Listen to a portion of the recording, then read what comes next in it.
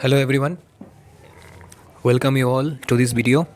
और हम इस वीडियो में आज क्लास 10th एडवांस मैथमेटिक्स का प्लेन ज्योमेट्री से इम्पोर्टेंट क्वेश्चंस करने वाले हैं। तो ये रहा हमारा सबसे पहला क्वेश्चन, जो कि 2020 में आ चुका है HCLC एग्जामिनेशन में। तो देखिए यहाँ पर क्या कहा गया है। Prove that the rectangle contained by the diagonals of a quadrilateral inscribed in a circle is equal to the sum of the two rectangles contained by its opposite sides.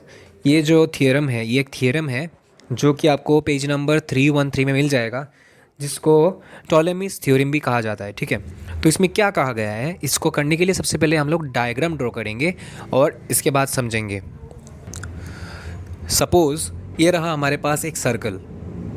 अभी कहा कहा जा रहा है the rectangle contained by the diagonals of a quadrilateral. हमें इसके अंदर एक क्वाड्रिलेटरल ड्रॉ करना होगा, एक चतुर्भुज ड्रॉ करना होगा।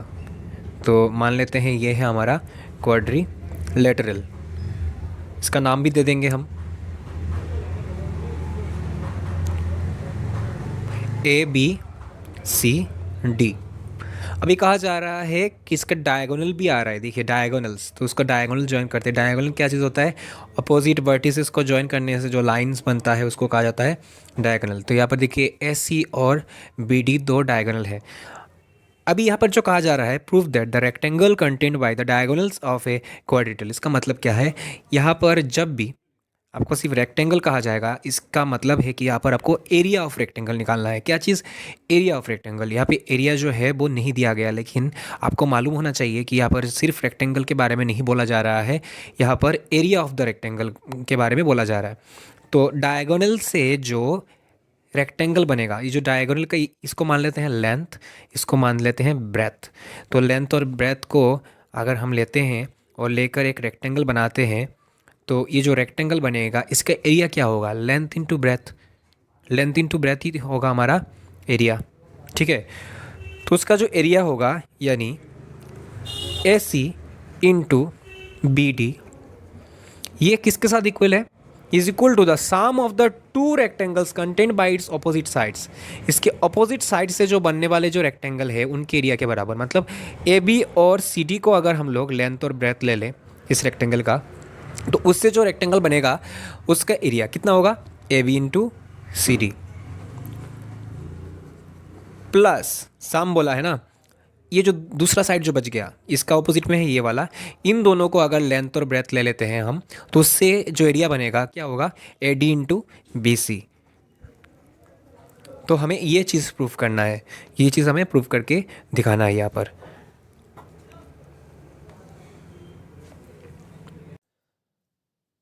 तो चलिए अब हम इसको प्रूफ करना शुरू करते हैं। सबसे पहले इसको प्रूफ करने के लिए हमें यहाँ पर एक चीज़ को कंसिडर करना होगा, और वो चीज़ है, यहाँ पर हमें एक पॉइंट कंसिडर करना होगा, कोई भी पॉइंट। Suppose E। इस तरह से हम लोग इस पॉइंट को कंसिडर करेंगे ताकि एंगल ADE, मतलब ये वाला जो एंगल है ADE, वो एंगल BDC के साथ इक्वल हो, BDC के साथ इक्वल हो, इस एंगल के साथ इक्वल हो। इस तरह से हम लोग इसको कंसिडर करेंगे। तो सबसे पहले प्रूफ में तो जाएंगे ही। प्रूफ में जाके हम लोग लिखेंगे ये चीज़ जो प्रूफ करना है, let ABCD be a quadrilateral inscribed in a circle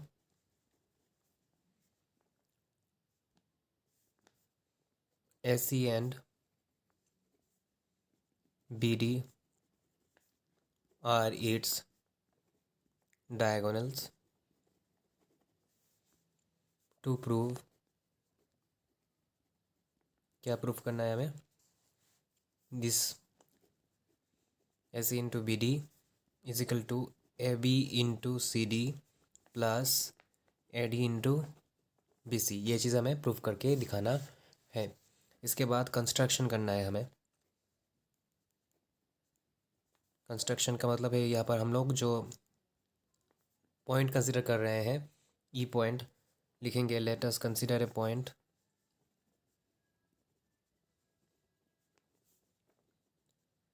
late us consider a point E on, किसके ऊपर है ये पॉइंट, एस सी के ऊपर, on S C such that, कौन सा एंगल इक्वल है, angle A D E is equal to angle B D C. Okay, अभी शुरू होगा प्रूफ। असल में यहाँ पे प्रूफ देने की कोई ज़रूरत नहीं है, यहाँ से हम लोग इसको प्रूफ देंगे। देखिए फर्स्ट प्रूफ में जाके आपको करना क्या है, फर्स्ट हम लोग यहाँ पर दो दो ट्राइंगल्स लेने वाले हैं। हम पहले लेंगे ट्राइंगल ए डी बी, ये वाला ट्राइंगल अगर मैं यहाँ पे ड्रॉ करूँ तो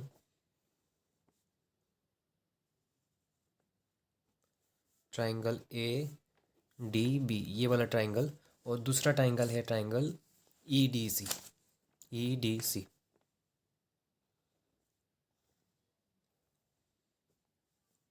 ई डी सी, ये दोनों ट्राइंगल हम लोग ले रहे हैं। ये आप डायग्राम से देख सकते हो, A T B and E D C, ये दो ट्राइंगल हम लोग यहाँ पे कंसिडर कर रहे हैं। और इन्हीं दो ट्राइंगल में से क्यों कंसिडर कर रहे हैं, क्योंकि देखिए इनमें से हम लोग क्या निकालेंगे, फर्स्ट हम निकालेंगे A B into C D. ये जो A B into C D है, ये हम इन्हीं दोनों ट्राइंगल में से निकालेंगे। देखिए इस ट्राइंगल में है ए बी और सी डी है यहाँ पर। कैसे निकालेंगे, पहले इन दोनों ट्राइंगल को हमें सिमिलर दिखाना होगा। सिमिलर दिखाने के बाद हमें पता है सिमिलरिटी में क्या होता है, जब दो ट्राइंगल सिमिलर हो जाते हैं तो उनका जो साइड का जो जो रेशियो होता है वो प्रोपोर्शनल हो जाता है। वो मतलब जो साइड का जो प्रोपोर्शन है वो आपस में इक्वल हो जाता है। इस साइड का इस साइड का इस साइड का इस साइड का और इस साइड का इस साइड का जो मतलब प्रोपोर्शन है, रेशियो है, वो एक दूसरे के साथ इक्वल हो जाता है। उसी को लेकर हम लोग क्या करेंगे, हम लोग इसको प्रूफ करेंगे। तो फर्स्ट इसको सिमिलर दिखाने के लिए हमारे पास कुछ होना ज़रूरी है, कुछ एंगल्स होना ज़रूरी है, या फिर कुछ साइड्स रहना भी ज़रूरी है।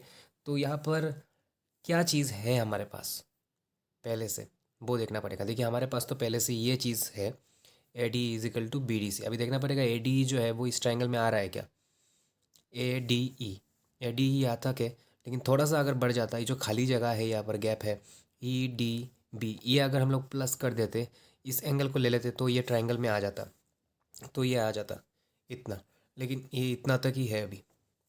ठीक है, और इसमें देख लेते हैं, इसमें हमारा ट्राइंगल है सी डी ई तक, ये पूरा एंगल आना चाहिए था, लेकिन यहाँ पर आधा यहाँ तक है। मतलब बीच में हम देख रहे हैं कि अगर दोनों के साथ ई डी बी, ये जो है एंगल, इसको प्लस कर दें तो हमारे पास क्या हो जाएगा, जो हमें ज़रूरत है, मतलब ये वाला एंगल पूरा और ये वाला एंगल पूरा, ये हमें मिल जाएगा। तो अभी लिखेंगे गिवन ये चीज़, गिवन नहीं, बाय कंस्ट्रक्शन, क्योंकि हमने कंस्ट्रक्शन जब किया था तभी ये कंसिडर किया है, ये पहले से दिया हुआ नहीं था। ठीक है, by construction angle A D E is equal to angle B D C. अभी दोनों साइड में हमें क्या प्लस करना है, ई डी बी, ये जो बीच में जो है एंगल ई डी बी, या फिर आप कह सकते हो बी डी ई, इसको हमें ऐड करना पड़ेगा। एडिंग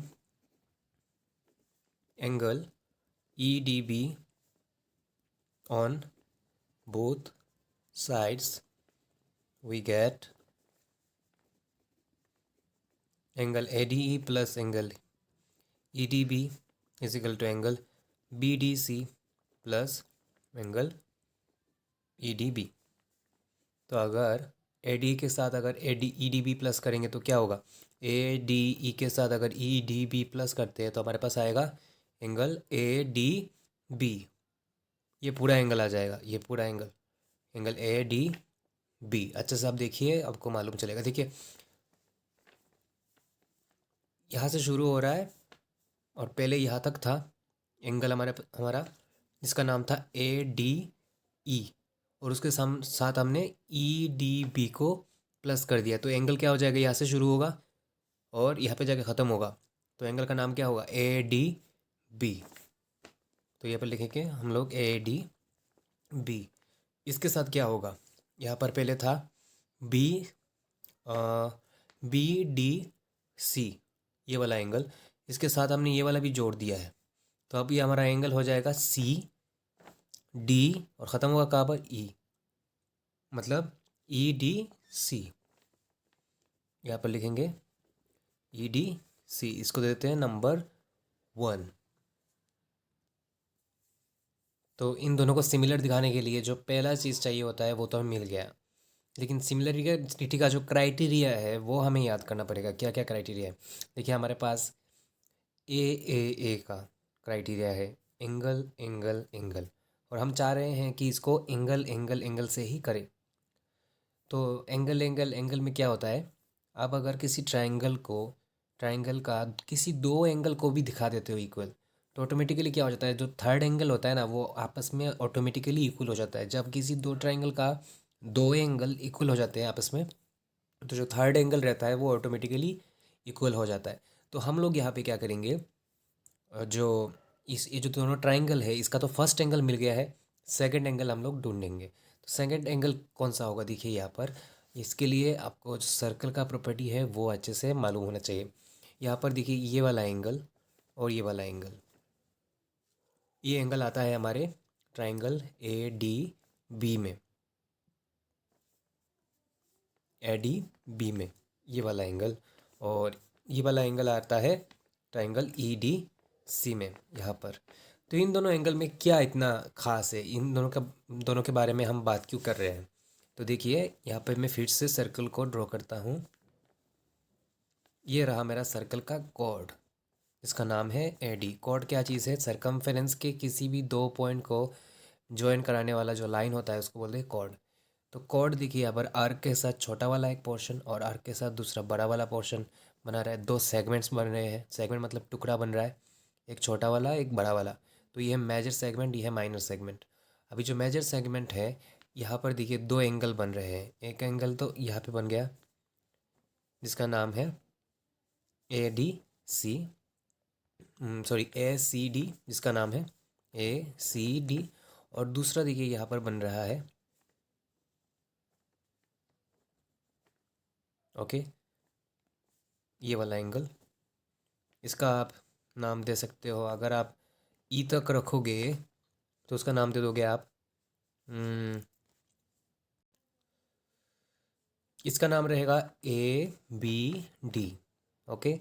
और ये जो एंगल है जिसको हमने कहा था ए सी डी, इसको आप क्या कह सकते हो, ई सी डी भी कह सकते हो। मेन जो इम्पोर्टेंट है वो बीच वाला, सी तो अपने जगह पे ही है, तो मैं ये ऐसे लूँ या फिर ई से लूँ कोई फ़र्क नहीं पड़ता, इसको मैं ई सी डी भी कह सकता हूँ। ए सी डी और ई सी डी दोनों एक ही बात है। तो ई सी डी कौन से ट्रायंगल में आएगा, ऑब्वियसली इस वाले ट्रायंगल में आएगा, ई सी डी ये वाला है। और ये जो ए बी डी वो किस में आएगा, फर्स्ट वाले। और दोनों इक्वल होगा, किस लिए इक्वल होगा, क्योंकि हमें पता है angle on the same segment are equal, कि अगर सेम सेगमेंट के अंदर दो एंगल्स रहते हैं तो वो क्या होता है, आपस में इक्वल होते हैं, angles on the same segment. देखिए ये जो मेजर सेगमेंट था इसके अंदर आर्क के ऊपर से यहाँ पर दो एंगल बना और सेम आर्क के ऊपर टच करके बना, इसीलिए दोनों एंगल क्या होता है, आपस में इक्वल होगा। तो हम लोग लिख देंगे यहाँ पर, नाउ फ्रॉम, क्योंकि हमें सिमिलर दिखाना है ना इन दोनों ट्राइंगल को, now from triangle A B D and triangle E C D we have, क्या क्या चीज़ इक्वल है, ये वाला पहले लिखेंगे, A D B is equal to angle E D C, कहाँ से लिखा हमने, फ्रॉम 1। नेक्स्ट हो जाएगा यहाँ पर जो अभी अभी हमने बोला, angle A B D is equal to angle E C D, क्या लिखेंगे, angles on the same segment. Last देखिए अभी बाकी जो दूसरा बचा हुआ एंगल है वो भी क्या हो जाएगा, आपस में इक्वल हो जाएगा, मतलब ये वाला एंगल इजिकल टू ये वाला हो जाएगा। तो इसको लिखना और ना लिखना एक ही बात है। हम यहाँ पे लिख सकते हैं therefore by A similarity criteria. देखिए ए जो है उसी को हम लोग क्या कहते हैं, ए 3 बार कहते हैं। तो यहाँ पर जबकि हमने 2 ही एंगल लिखा है इसलिए ए कह रहे हैं। और यहाँ पे ये चीज़ पता होना चाहिए कि थर्ड जो एंगल है वो भी क्या है, आपस में इक्वल ही है। ठीक है, तो वो हमने लिखा नहीं है, लिखने की कोई ज़रूरत नहीं है इसको, बस ए कह देने से भी हो जाएगा। तो by A similarity criteria triangle A B D similar triangle E C D. तो ये दोनों ट्राइंगल क्या हो गए आपस में, सिमिलर हो गए। अभी सिमिलर होने के बाद जो सी पी एस मतलब उसका जो सिमिलरिटी का जो प्रॉपर्टी है अकॉर्डिंग टू सिमिलरिटी, उसमें कहा जाता है कि 2 ट्राइंगल सिमिलर हो जाने के बाद उनका एंगल्स इक्वल होता है, और साथ में उनका जो साइड का जो रेशियो होता है वो आपस में क्या है, इक्वल है। साइड का रेशियो आपस में क्या है, इक्वल है। तो उसी चीज़ को यहाँ पर तो हमने एंगल लिख लिया है। अभी हमें क्या बचा है, हमारे पास साइड के रेशियो को लिखना बाकी है। क्योंकि ये दोनों सिमिलर है तो हम लोग लिख सकते हैं उनके साइड का रेशियो आपस में इक्वल है। तो चलिए इसको लिखते हैं। तो अभी साइड को लिखने की बारी है। लेकिन हम लोग इसको लिखेंगे कैसे, इसका लिखने का भी एक टेक्निक होता है। देखिए आपको यहाँ पे प्रूफ क्या करना है, आप तो पहले से ही एम लगा के ही इसको लिए हो। तो इसको इसमें आपको क्या प्रूफ करना है, इसमें आपको दिखाना है कि A B into C D. आपको क्या चाहिए, A B into C D चाहिए। तो that means A B into C D कब आएगा, जब ए बी ऊपर रहेगा और सी डी जो है वो नीचे रहेगा। तो इसलिए हम लोग क्या करेंगे, यहाँ पे लिखेंगे देयर फोर ए बी तो ऊपर रहेगा, नीचे कुछ और लिखेंगे। ठीक है, इजिकल टू देंगे, यहाँ पर ऊपर कुछ और लिखेंगे और यहाँ पर सी डी होना चाहिए। क्योंकि क्रॉस मल्टीप्लाई करने से तभी जाके क्या होगा, A B into C D होगा। तो हम लोग दिख रहे हैं, हमें दिख रहा है यहाँ पर ए बी है और साथ में यहाँ पर क्या है, सी डी है। ओके, अभी ए बी के साथ हम लोग लिख देंगे ई सी। किसको लिखेंगे, ई सी को लिख देंगे। और सी डी के ऊपर लिख देंगे डी बी। और फिर जो बचा हुआ साइड है कौन सा, ए डी, और यहाँ पे लिखेंगे D, sorry, A D by D. क्या लिखेंगे, ए डी बाई डी। ये चीज़ हमें ध्यान रखना चाहिए कि ऊपर का जो है वो जिस ट्रायंगल का लिख रहे हैं उसी ट्रायंगल का लिखना चाहिए। जैसे कि ये ऊपर जो है साइड किसका लिख रहे थे, इस वाले ट्रायंगल का। तो सब में क्या था, ऊपर इसी ट्रायंगल का था और नीचे क्या था, उस वाले ट्रायंगल का। अब इससे कोई हमारा लेना देना नहीं है, क्योंकि हमें चाहिए A B into C D. तो यहाँ से लिख देंगे हम लोग देयर फोर या फिर इम्प्लाइज देके भी लिख सकते हो। इसको छोड़ दीजिए, इसको छोड़ देने से कोई भी कुछ नहीं होगा। और इन दोनों को लिखकर यहाँ पे क्या मिलेगा, A B into cross multiply कर देने से A B into C D is equal to D V into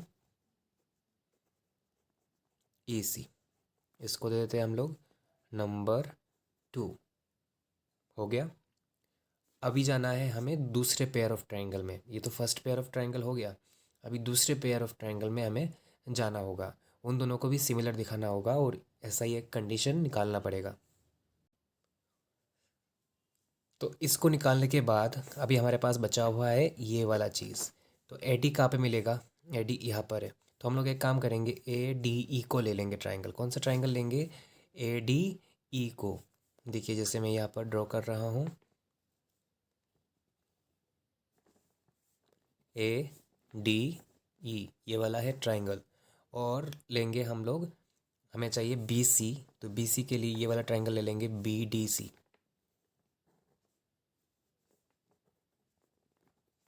इसको लेंगे बी डी सी। अभी इन दोनों में देखिए क्या क्या चीज़ इक्वल है हमारे पास। इन दोनों में जो चीज़ इक्वल है वो हमने ऑलरेडी लेकर रख दिया है by construction. A D E, angle A D E is equal to angle B D C. ये दोनों क्या है, आपस में इक्वल है। तो इसको लिख देंगे from triangle A D E and triangle B D C we have क्या क्या चीज़ इक्वल है, angle A D E is equal to angle B D C. ये कैसे हो गया, बाय कंस्ट्रक्शन, कंस्ट्रक्शन के हिसाब से, कंस्ट्रक्शन में हमने ऐसा कंसीडर किया हुआ था। नेक्स्ट क्या करना है, दूसरा एंगल लिखना है। तो दूसरे एंगल के लिए सेम वही चीज़ आएगा जो मैंने कहा था आपको, angles on the same segment इस वाले में। तो इसके लिए मैं यहाँ पर एक सर्कल ड्रॉ कर रहा हूँ।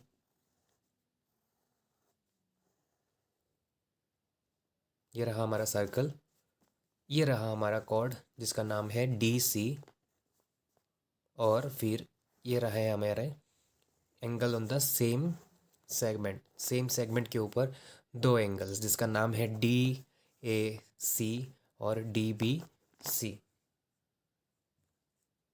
या फिर आप उसको सी तक ना ले जाकर अगर आप ई तक रखना चाहते हो तब भी रख सकते हो, डी ए ई भी कह सकते हो, कोई भी प्रॉब्लम नहीं है। ठीक है, ये दोनों एंगल क्या होगा, आपस में इक्वल होगा, क्योंकि देखिए वो दोनों सेम सेगमेंट में है। यहाँ पर जो डी सी ने जो सेगमेंट बनाया उसी के अंदर है, और डी ए ई जो है यहाँ पर है इस ट्रायंगल में, और डी बी सी जो है वो यहाँ पर है इस ट्रायंगल में। तो ये दोनों आपस में क्या हो जाएंगे, इक्वल हो जाएंगे। इसके बाद लिख देंगे इसको D A E, angle D A E is equal to angle D B C, angles on the same segment.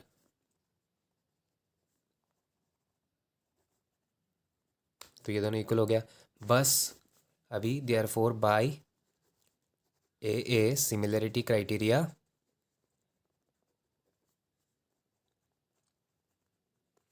Triangle, triangle A D E similar triangle B D C, ये दोनों आपस में क्या हो गए, सिमिलर हो गए। सिमिलर होने के बाद उनका जो साइड का जो रेशियो है वो आपस में इक्वल है। देखिए हमें चाहिए क्या, A D into B C चाहिए, तो ए डी को यहाँ पर रखेंगे, नीचे कुछ और लिखना है, इसके बाद ऊपर कुछ और यहाँ पर बी सी होना ज़रूरी है। तो ए डी के साथ क्या लिखेंगे, ए डी ये रहा, ए डी के साथ हम लोग लिख देंगे बी डी। क्या लिखेंगे, ए डी के साथ लिखेंगे बी डी,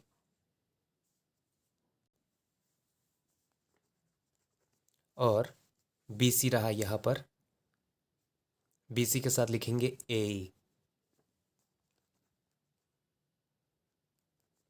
और फिर जो बचा हुआ चीज़ है, इसका कौन सा साइड बचा हुआ है, इसका बचा हुआ है डी ई, डी को यहाँ पर लिख देंगे, और इसका क्या बचा हुआ है, डी सी।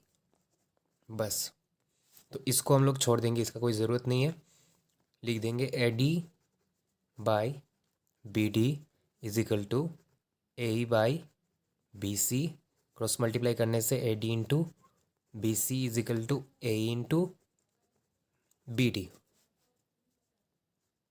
इसको देंगे नंबर 3। तो ये जो 3 और 2 जो मिला है, इन दोनों को अभी हम करेंगे ऐड, दोनों को हम प्लस कर देंगे। एडिंग 2 and 3 we get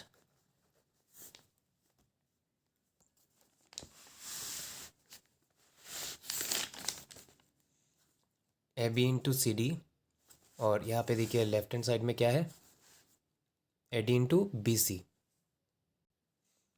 तो हमने क्या कर दिया, दोनों का लेफ्ट हैंड साइड प्लस कर दिया और दोनों का राइट हैंड साइड भी हमने प्लस कर दिया। तो ये जो लेफ्ट हैंड साइड है वो तो जैसा है वैसा ही रहेगा, और राइट हैंड साइड में देखिए यहाँ पर हम क्या करेंगे,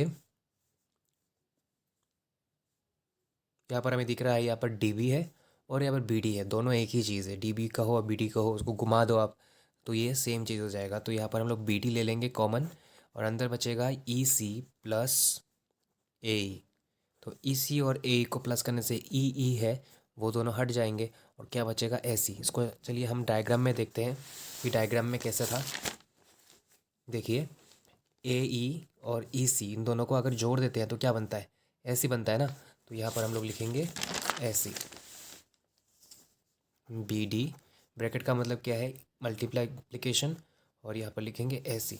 तो यही चीज़ तो हमें प्रूफ करना था। देयरफॉर ऐसी इंटू ऐसी क्या है, डायगोनल, बी डी भी हमारा डायगोनल है, और इससे बनने वाला जो रेक्टेंगल का एरिया है वो किसके साथ इक्वल है, उसके ऑपोजिट साइड के साथ, ऑपोजिट साइड से जो रेक्टेंगल बनता है उनके एरिया का सम। फर्स्ट दो ऑपोजिट साइड का जो लेंथ, ऑपोजिट साइड को लेकर जो हमने उनको लेंथ और ब्रेथ के हिसाब से लेकर जो हमने रेक्टेंगल बनाया उसका एरिया, प्लस इसके बाद ये वाला और ये वाला जो दोनों साइड है उन दोनों साइड को लेंथ ब्रेथ लेकर हमने जो रेक्टेंगल बनाया उसका एरिया। तो यही है हमारा फाइनल जो प्रूफ करना था वो हमने यहाँ पर प्रूफ कर दिया। अभी चलेंगे हम लोग दूसरे क्वेश्चन में। अभी करेंगे हम नेक्स्ट क्वेश्चन, जिसमें कहा गया है A B C D is a cyclic quadrilateral and P Q is a tangent at A to the circle circumscribing the quadrilateral. If BD is a diameter and angle ABD is equal to 30 degree, then find angle PAB. तो ये जो question है ये 2019 में आ चुका है HSLC final में। तो चलिए अब इसको हम करते हैं। सबसे पहले इसका डायग्राम हम ड्रॉ करेंगे और इसके बाद इसको समझेंगे कि क्या बोला गया है। तो इसके लिए सबसे पहले एक हमें सर्कल ड्रॉ करना पड़ेगा। ये रहा हमारा सर्कल। और फिर हमें चाहिए क्वाड्रिलेटरल। क्या चाहिए? क्वाड्रिलेटरल। इसके अंदर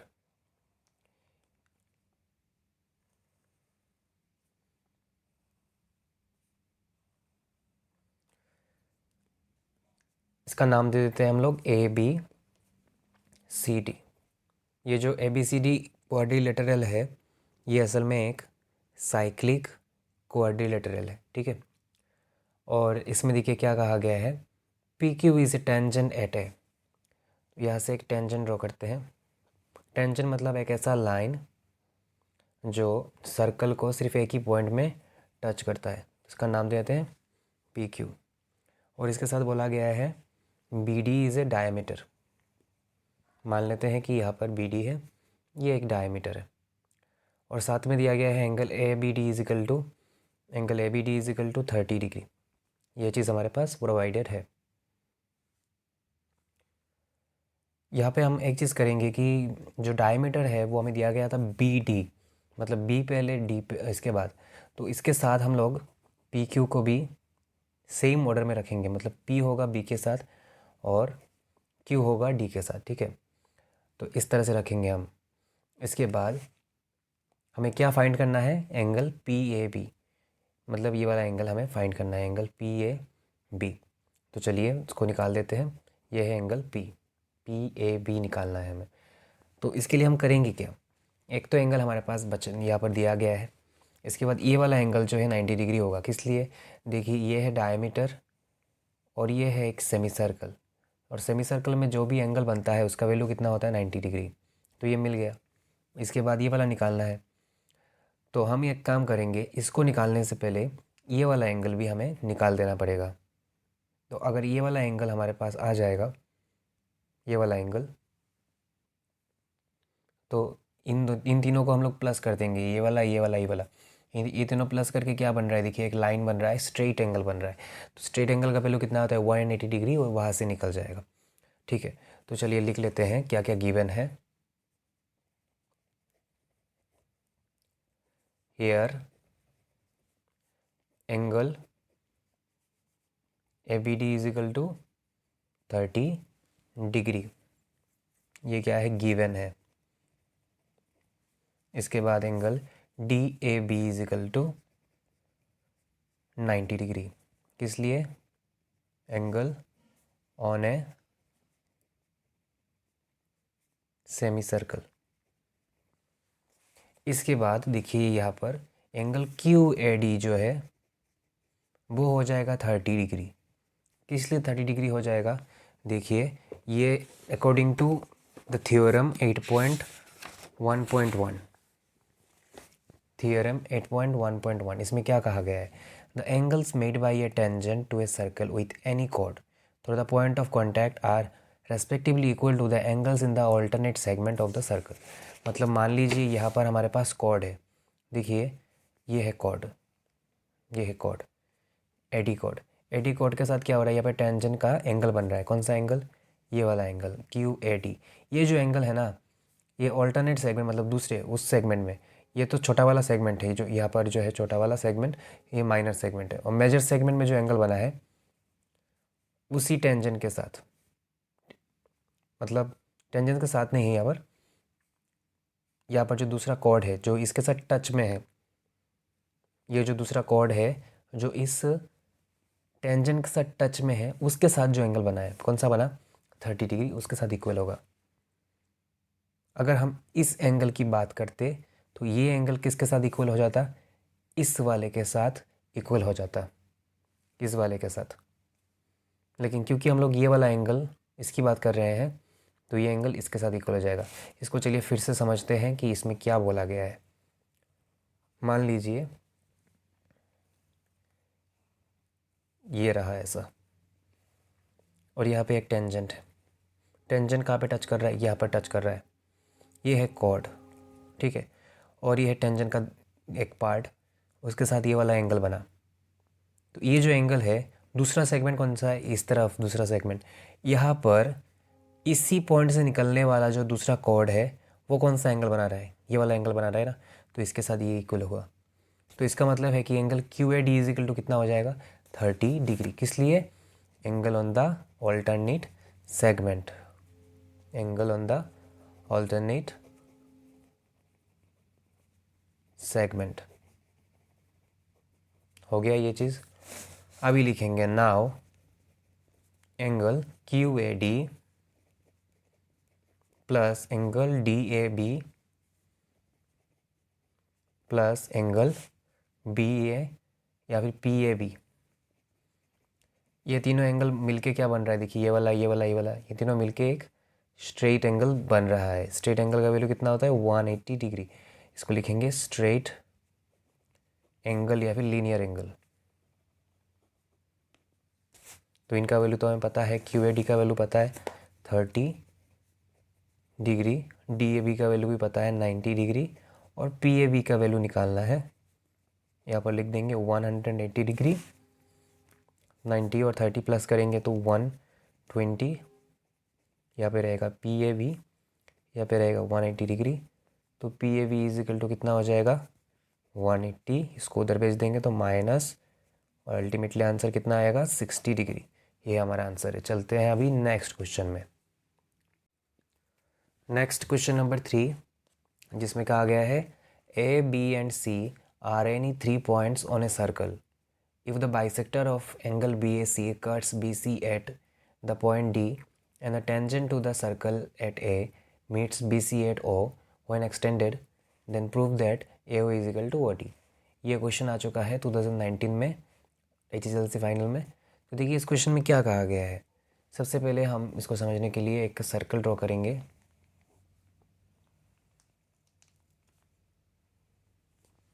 ये रहा हमारा circle.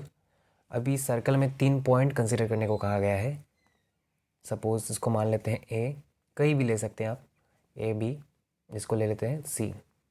Okay, if the bisector of angle BAC, चलिए यहाँ पर इसको ज्वाइन कर देते हैं ताकि यहाँ पर एंगल बन सके। ये देखिए एंगल BAC बन गया, इसका बाइसेक्टर कट्स BC, तो BC ज्वाइन करना पड़ेगा। इसका मतलब BC को कट करता है कहाँ पर, इसका बाइसेक्टर, एंगल BAC का बाइसेक्टर। बाइसेक्टर मतलब जो 2 हिस्सों में डिवाइड कर दे।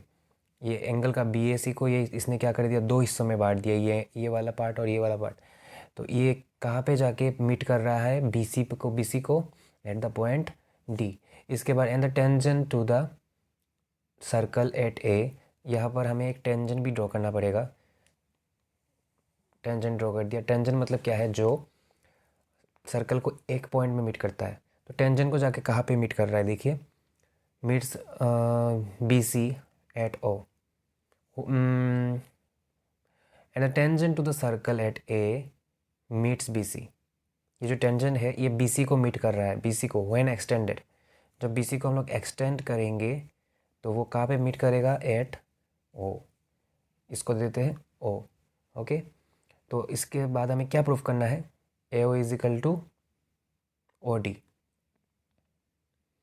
तो AO is equal to OD हम लोग कब प्रूफ कर पाएंगे, जब हम लोग दिखा देंगे कि ये जो ट्राइंगल है AOD, AOD ये क्या है, एक आइसोसेलिस ट्राइंगल है, मतलब जिसका ऑपोजिट दो साइड इक्वल है। ठीक है, तो इसको करने के लिए हम लोग इस्तेमाल करेंगे थ्योरम 8.1.1। अभी जो मैंने आपको थ्योरम दिखाया 8.1.1, जिसमें क्या कहा गया था कि कॉर्ड के साथ टेंजेंट का जो एंगल बनता है वो ऑल्टरनेट सेगमेंट में बना एंगल के साथ इक्वल होता है। ये वाला थ्योरम हम लोग यहाँ पर यूज़ करने वाले हैं। सबसे पहले लिखेंगे यहाँ पर जो हमारे पास पहले से मौजूद है। तो यहाँ पर हमारे पास पहले से क्या मौजूद है, देखिए AD is the here, AD is the bisector of angle, कौन से एंगल का, एंगल BAC। तो देयरफॉर क्या होगा, angle BAD is equal to angle CAD, number 1। इसके बाद ये रहा टेंजेंट और ये रहा हमारा कॉर्ड।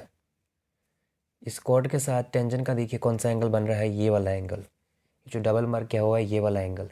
इस एंगल का नाम क्या है, OAB। इसको लिख लेते हैं, and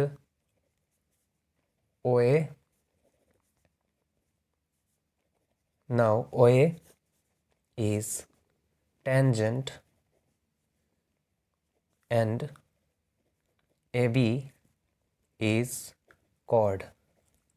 Therefore, angle OAB is equal to, देखिए इसी पॉइंट से, इसी टेंजेंट का जो पॉइंट है, यहाँ से दूसरा एक कॉर्ड निकला है। कौन सा कॉर्ड, ये वाला कॉर्ड। और इस कॉर्ड के साथ कौन सा एंगल बन रहा है, ये वाला एंगल बन रहा है। ठीक है, जिस तरह से टेंजेंट के साथ यहाँ पर जो टेंजेंट है, इसके साथ इस वाले कॉर्ड के मिलने से कौन सा एंगल बना था, ये वाला एंगल बना था।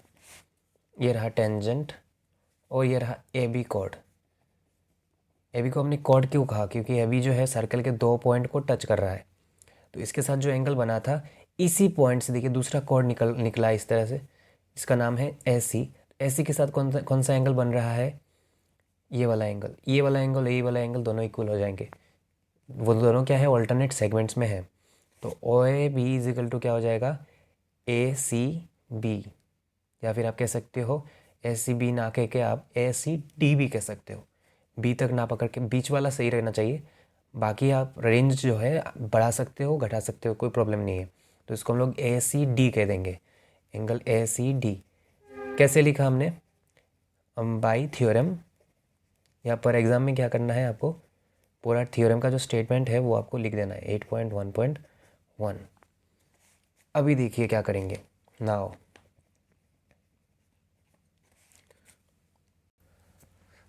अगर हमें इस ट्राइंगल को आइसोसेलिस दिखाना है, तो आइसोसेलिस दिखाने के लिए मतलब हमें तो दिखाना है साइड इक्वल ना।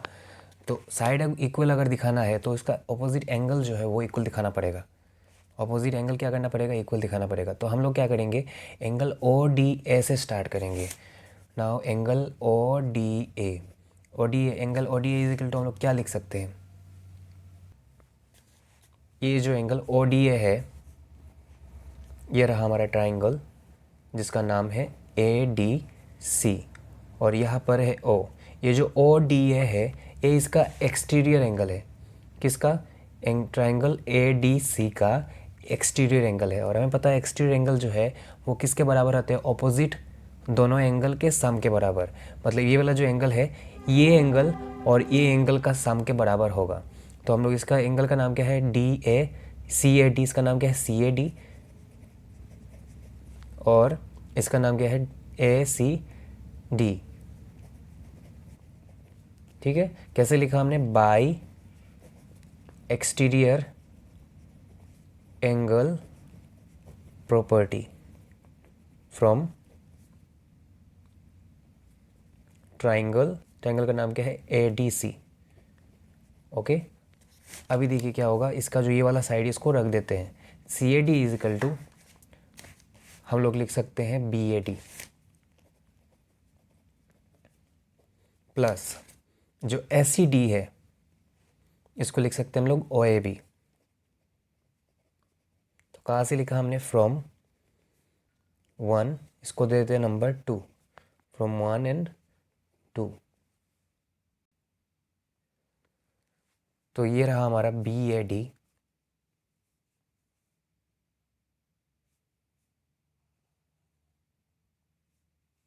ये है हमारा BAD, ये वाला एंगल, प्लस OAB। ओ कौन सा है देखिए यहाँ पर, OAB।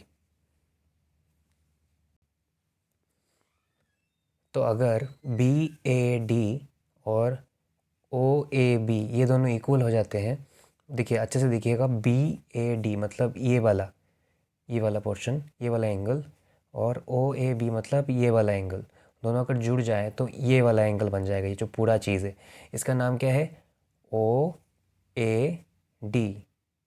क्या नाम है इसका, OAD।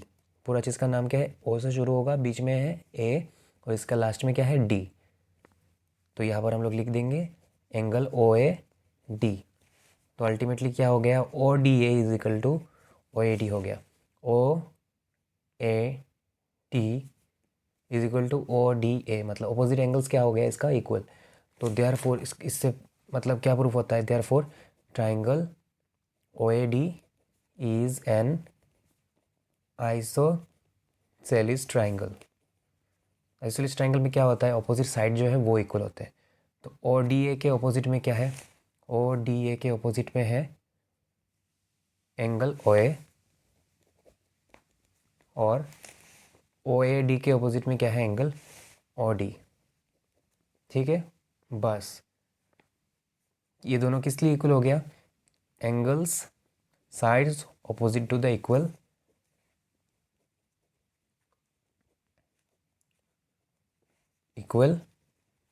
एंगल्स।